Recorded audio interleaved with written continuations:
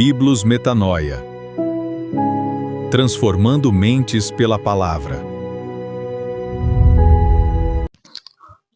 Fala pessoal, hoje falaremos de um assunto muito interessante no canal, a diferença entre exegese e exegese. Então, para que você não interprete mais a Bíblia de forma errada, você precisa ficar até o final do vídeo e descobrir a diferença entre as duas coisas. Porque você descobrindo a diferença entre essas duas práticas vai te livrar de interpretar um texto bíblico de forma errada. Talvez tenha textos bíblicos até hoje que você entenda de forma errada e nem percebeu, porque não sabe a diferença entre exegese e exegese. A exegese, ela tem um significado bastante atribuído à questão de colocar uma ideia no texto, injetar, né? Injetar uma ideia no texto, ou seja, você coloca uma ideia que não é própria do texto bíblico, mas é uma ideia sua, da sua cabeça. Eu peguei um texto bem simples, bem conhecido de muitas pessoas, mas que por alguns é muito mal interpretado. É o de Salmos 23, verso 1, que o Senhor é meu pastor e nada me faltará. Quando a pessoa aplica a exegese a esse texto, ela vai aplicar que a parte nada me faltará é que você vai passar por prosperidade material, física, emocional, né? E caso essa promessa não se cumpra na sua vida, pode ser um problema da sua fé. Ou seja, você não tem fé suficiente, por isso você passa por problemas, dificuldades, etc. E às vezes algumas pessoas nessa ideia fica frustrada e coloca a culpa em Deus. Fala, é Deus que falhou, não é eu que não tenho fé. Minha fé é sincera. Então, Deus é que falhou. Então, quando é levado a mais extremo ainda, tem pessoas que pensam dessa forma.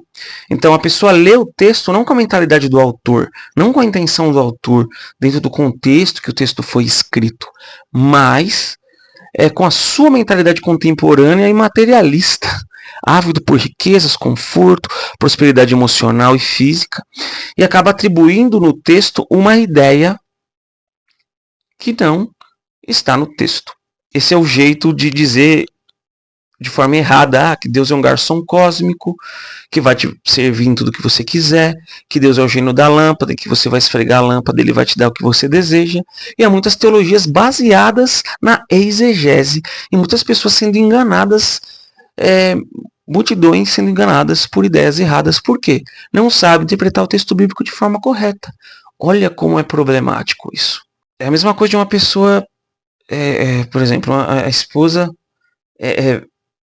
chega em casa, o esposo estava de folga e ele não arrumou nada, deixou a casa tudo bagunçado, as roupas tudo jogadas, não lavou a louça e etc. E a esposa chega, o marido não está em casa, foi jogar bola com os amigos, nem avisou ela. Ela vê toda aquela bagunça e ela fala assim, eu vou matar o Cláudio quando ele chegar. E aí um vizinho escuta esta conversa e liga para a polícia dizendo, tem uma esposa planejando matar o marido. Qual que é o erro aí? A esposa falou matar no sentido metafórico. Se bem que nos dias de hoje a coisa está tão feia, né? Que muitas coisas podem ser até no sentido literal. Mas no nosso contexto aqui é o sentido metafórico. Então esse vizinho liga para a polícia e dá um maior auê, sendo que a pessoa interpretou uma metáfora de forma literal. É um exemplo bem prático para você entender. Assim, com a interpretação errada causa problemas, né? Mas aí tem a questão da exegese. A exegese não é você injetar algo no texto. A exegese é você extrair algo do texto. Então você não coloca nada da sua cabeça dentro do texto. Você obedece o que o texto está dizendo, seguindo as regras lógicas de interpretação, considerando o seu contexto, a intenção do autor, e daí você retira o que o texto está querendo dizer. Isso se chama exegese, obedecendo o contexto histórico, cultural, contexto linguístico, contexto teológico, a gramática, né? Muitas vezes ali o que a palavra significava no seu contexto original, porque as versões muitas vezes em português elas tiram um pouco do significado original ou dão um significado que não é exatamente aquele que o autor original pretendia. Então, quando nós vamos para o texto de Salmo 23, nós percebemos aqui já no verso 4, uma leitura bem superficial, que fala do vale da sombra da morte, que ainda que eu ande pelo vale da sombra da morte. Isso já tira um pouco da ideia de prosperidade, que você não vai ter dificuldade em nenhum sentido, que você não vai ter dificuldade física, material, emocional. Fala que ainda que você ande pelo vale da sombra da morte, você não temerá mal nenhum. Não fala assim, você não vai andar pelo vale da sombra da morte, porque se você andar, isso significa que você não tem fé. Não é isso. Fala que o vale da sombra da morte existe na vida daquele que é pastoreado pelo Senhor.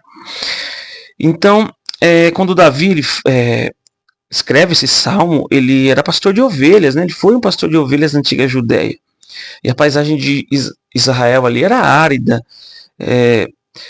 tinha cheio de vales secos, predadores como leões e lobos, os quais o próprio Davi enfrentou.